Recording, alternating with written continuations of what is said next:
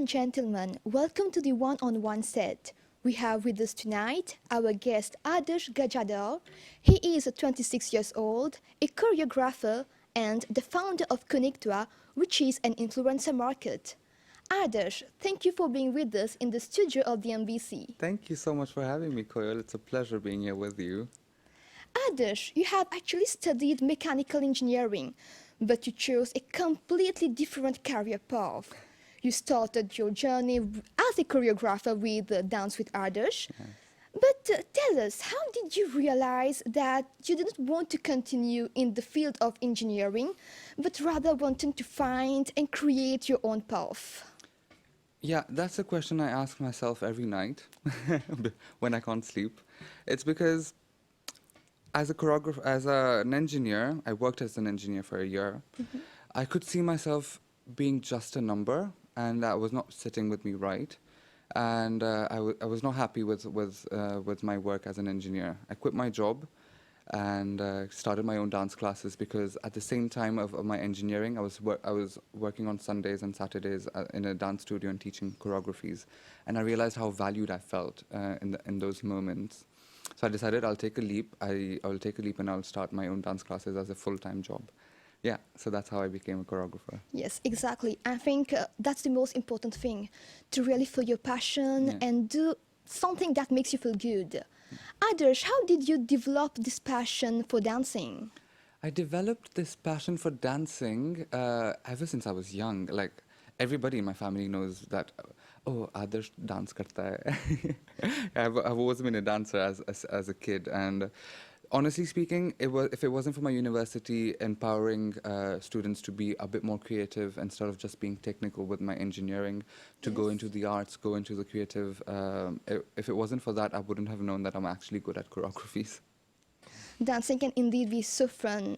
Yeah. Adarsh, tell us a bit what are the different dancing styles that you know and that you practice with your students during those Dance with Adarsh sessions. All right. So I love not calling myself or labeling myself a specific type of dancer, and I really like this question because people need to understand that I could today do a choreography on Kathak, primarily solely semi-classical fusion or like whatever Bollywood related.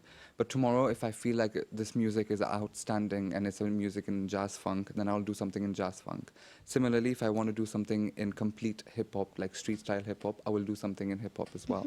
So these are the three primary dance types that I do: jazz funk, Kathak, and hip hop. Yeah. Okay, can you elaborate a bit on what is exactly hip hop, maybe? Okay, so hip hop, there are several types of hip hop.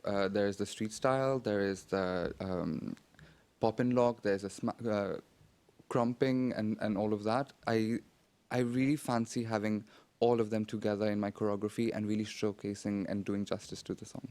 Adarsh, tell us, did you actually follow a training on dancing? Before becoming a choreographer, I did not. I just wanted to be a choreographer and that's why I became one. But then gradually when I started getting some money, I used that money to go to Mumbai and learn from actual Bollywood choreographers how to dance and how to elaborate more into the details of jazz funk. And that's how I became, that's how I learned in 2018, yeah. Okay. And as we've mentioned earlier, you've launched KonekTwa, Yes. an influencer market. Yeah. What was the idea behind KonekTwa, and what is exactly the role of an influencer market? Okay, that's a lot of things. I hope you have time. So the We have, don't worry. the launch of KonekTwa was primarily to do with something that happened and with me and with a lot of people around me, which was as a choreographer, as a dancer on Instagram, I would always post my new choreographies, right?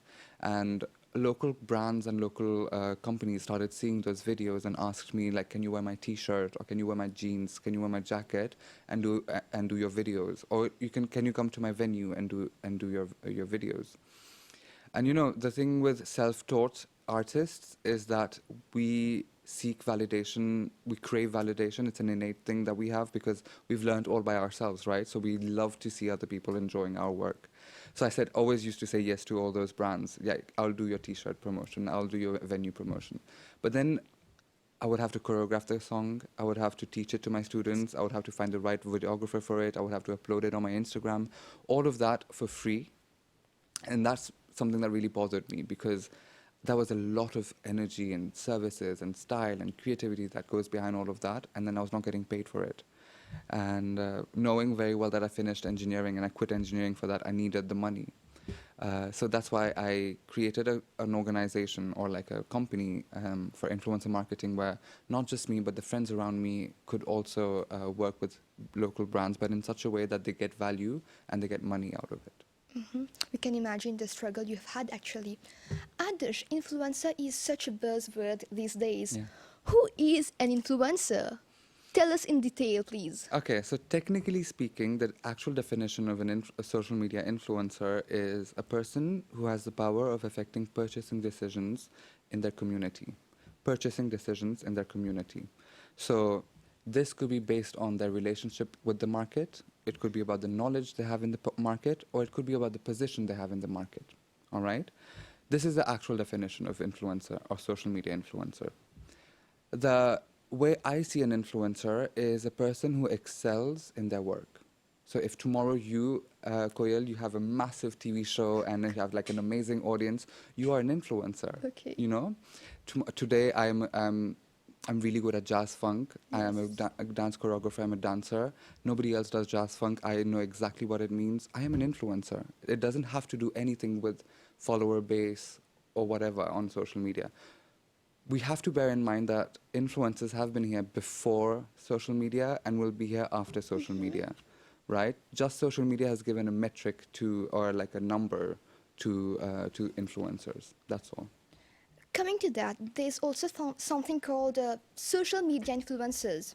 So is it actually only the number of followers on their platform which determines that they are an influencer? For my job and for my company, I find follower base insignificant. I don't care about the number of followers that this particular person has. There's something called engagement rate. Engagement rate is Please explain to us the engagement Yeah. rate actually, yes.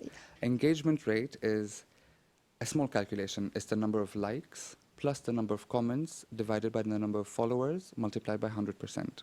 All right? So there are three types of engagement rates. You have page engagement rate, post engagement rate, and true engagement rate. Okay. All right? So I value that particular number or percent more than I value follower base because it shows that people interact and like your content. You've mentioned about these different types of engagement rate. Could you elaborate on those different types? Right. So let's say, for example, you have 100 followers. Yes. All right. You post something. All right. Okay. Only one person likes it and only one person comments on it. Right. So it's one comment, one like divided by 100, right? Multiplied by 100%.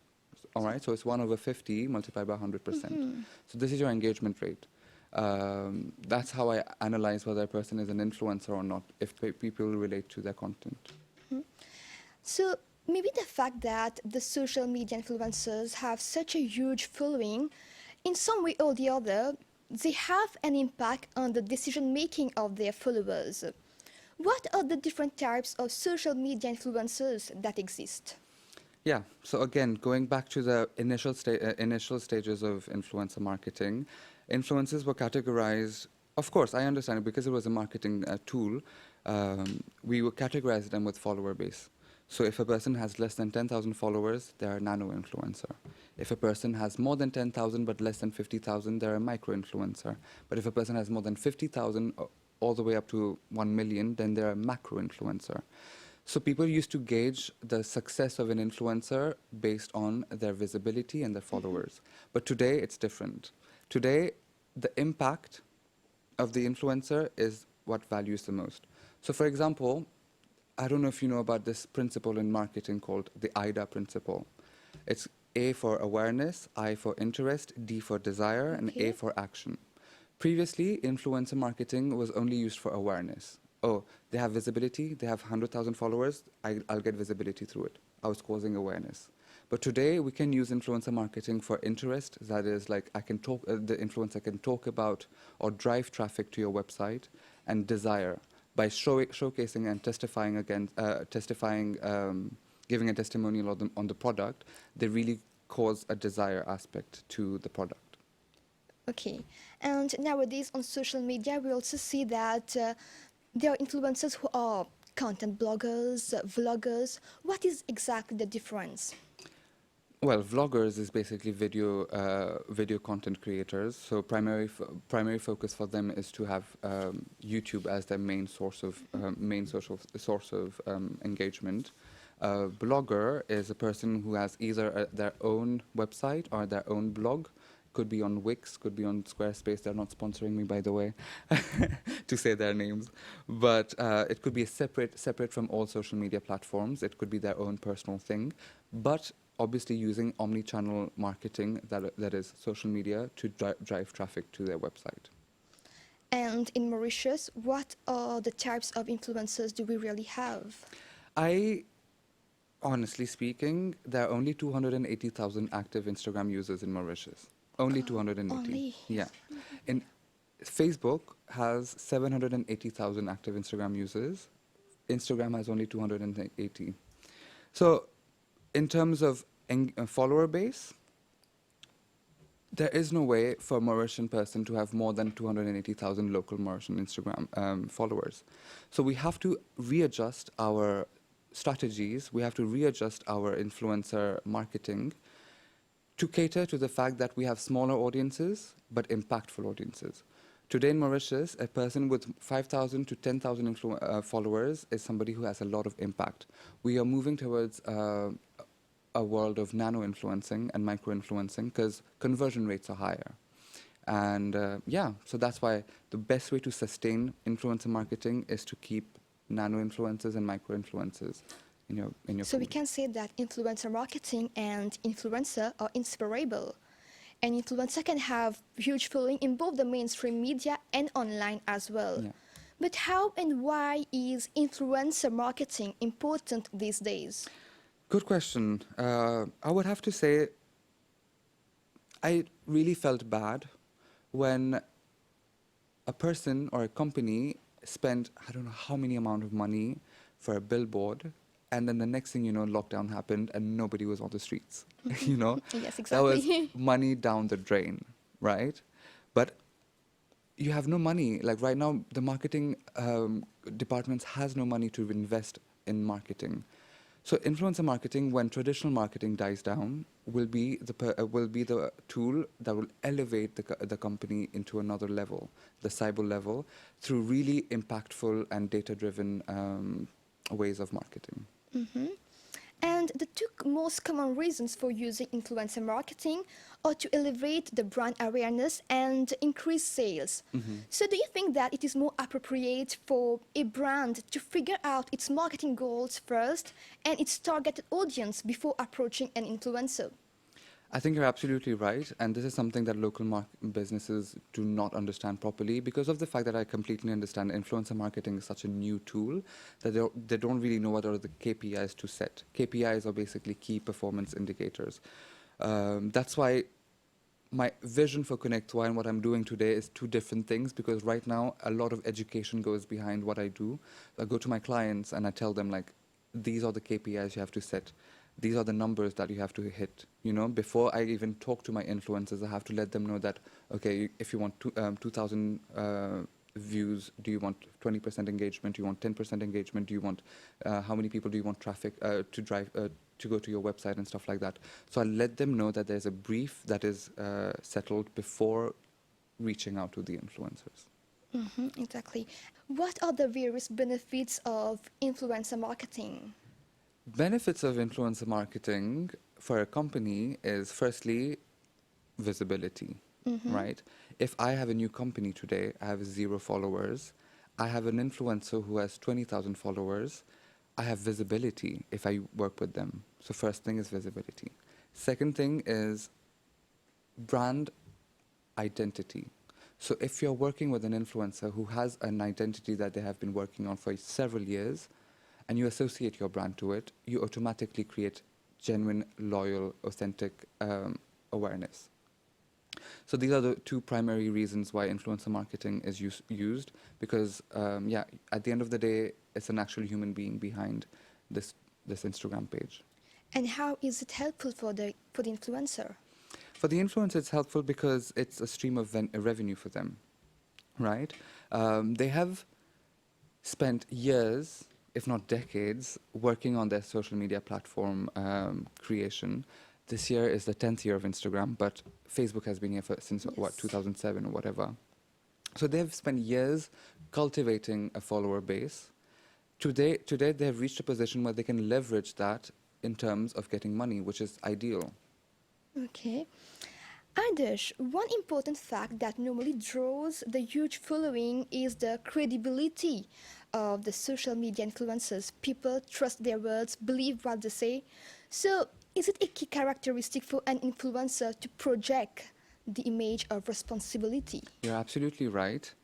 I explain to my influencers every time we have our meet and greets that there are several stages before creating a content on social media. I call it the Dragon's Formula. Is your content creating dialogue? Is it relatable? Is it authentic? Is it giving value to your audience? Does it have an opinion that you have? And is it catering to your niche? So DRAGON, right? So as long as they're being authentic, relatable, and having something that is educating or entertaining their follower base, it's really important for them to stick to it, because credibility is really important, even for the brands. So like, I always tell my influencers, try to work with the brands that you're most suited for, right? Or I create campaigns and select influencers based on the fact that this person is ideal for this particular campaign. So, like we've mentioned, brands love social media because they can create trends and encourage their followers to buy their products. What are the other characteristics of a good influencer? The good characteristics of a good influencer is to be authentic. That's the key. To understand that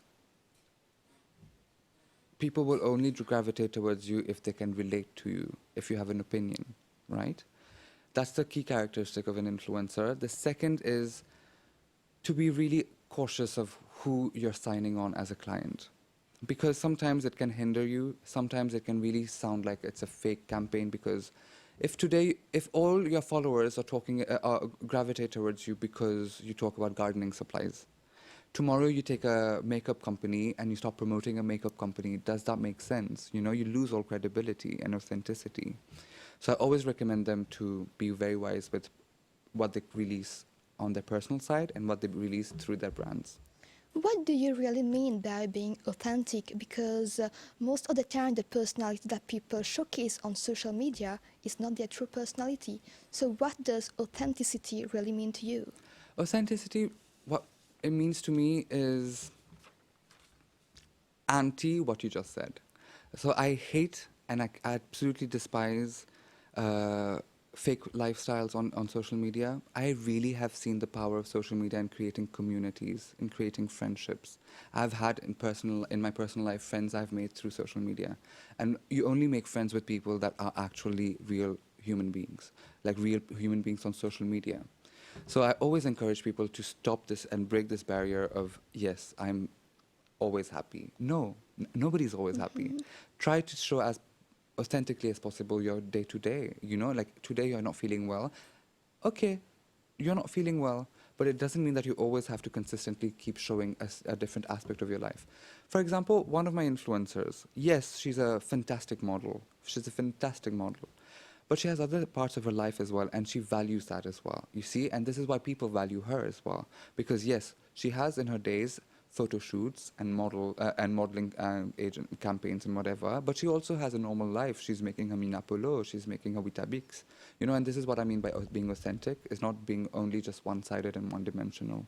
So, in a way, it's the creativity and a good content which normally increase the engagement rate of the followers. Adarsh, how can an influencer improve their content? As I said, the dragon principle. Always try to give value and educate your Because follower base. normally, what we see that people are actually drawn to the beautiful side of things. So it's actually difficult for an influencer to just portray. Yeah. So, as I said, there's something called niche. You need to know who your niche Exactly. is. Explain to us what is a niche. A niche is the smallest undivisible market that you can attract. So basically, you create your own niche. For example, my niche is basically, um, it could be adults who have been struggling with something, who always go to, let's say, Hennessy, or like, like, so basically you create your own niche based on whatever you can deliver. Okay, that's interesting. And to achieve the status of an influencer is actually a long process. It uh, it takes time to win the trust of the followers, to really engage yourself, give your time on social media. And if it's hard to get there, it's even harder to stay there. What are the challenges, obstacles that the social media influencers face? The obstacles, well, the primary obstacle is, in my opinion, the fact that people expect you to be a certain way, but you're not that person, right? So once people start seeing, more and more people start seeing what you're doing, they expect you to do something in their philosophy, in their vision. And if you're not delivering to that, they hate you. They write hate comments, they write hate messages. I think that's the biggest struggle of an influencer, is to really understand who you are first before going around showing the world who you are. Because people will expect you to be a different way, and yeah, that's the biggest struggle. Yes, but the most important thing is to stay true to yourself. It stays true to yourself, but also like join social media once you know that, once you know who you are, because it's so easy in our generation and the up and coming generation to just be on social media because everybody is on social media, and I do not like this. I do not like the fact that anybody is on social media and anybody's doing whatever they want on social media. It's very impactful for a very long time. Your presence on social media, and you should be very wary of that. Mhm. Adarsh, you are the founder of KonekTwa. And how do KonekTwa help local brands and advertisers to engage with local content creators? I mean, what is the approach of KonekTwa? The approach of KonekTwa, the vision of KonekTwa is to be an online platform, and I'm succeeding on doing that by the end of this month, where basically a brand, a company, can come on my website and select whichever influencer they want to work with, select which kind of content they want to create with that particular influencer, and create a campaign out of it. But today what I'm having to do is to, as I said, educate the client into understanding what a brief is, educate the influencer about how to deliver a perfect content. And these are the things that I'm doing right now, so that ultimately the brand and the influencer synergize in such a way that there's highest engagement and it's impactful. And how do you see your journey so far as the founder of KonekTwa? My journey so far as a founder of KonekTwa, it all started in June 2019, June last year, when, yes, I was frustrated with the fact that I was not getting paid for all my services as a choreographer. And I saw this ad on social media about Test Drive. Test Drive is a startup competition by Turbine, the incubator.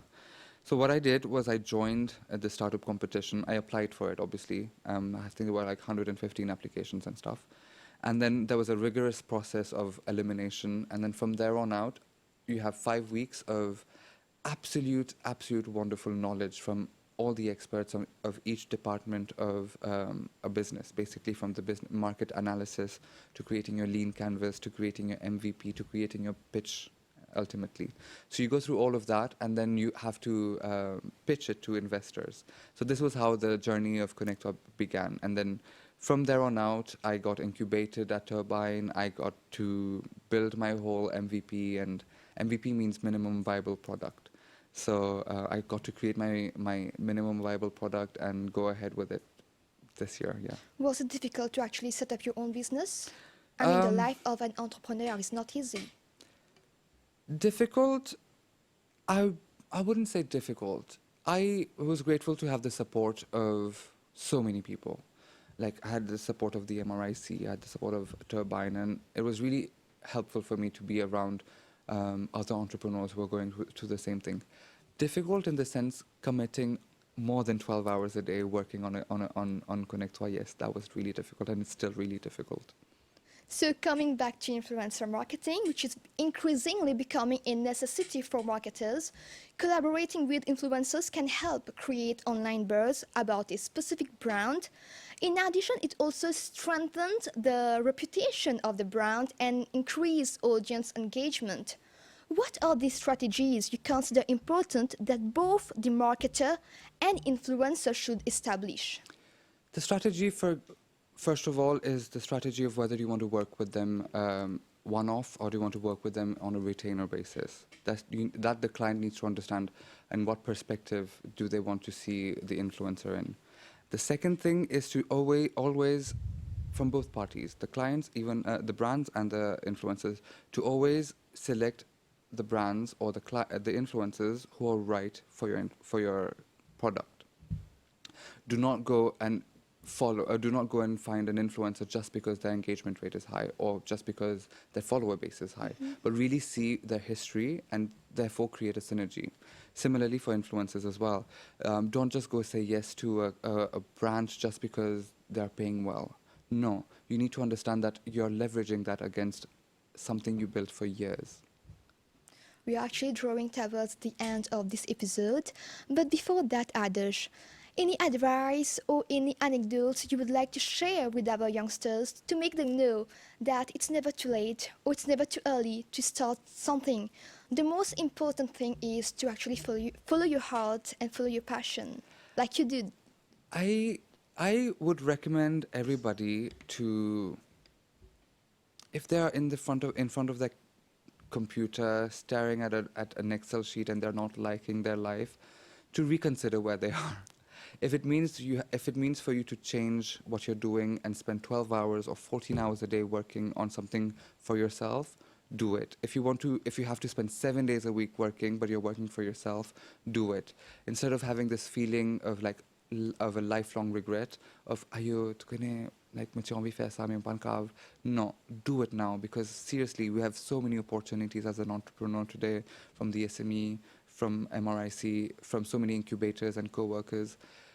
Use it to your advantage.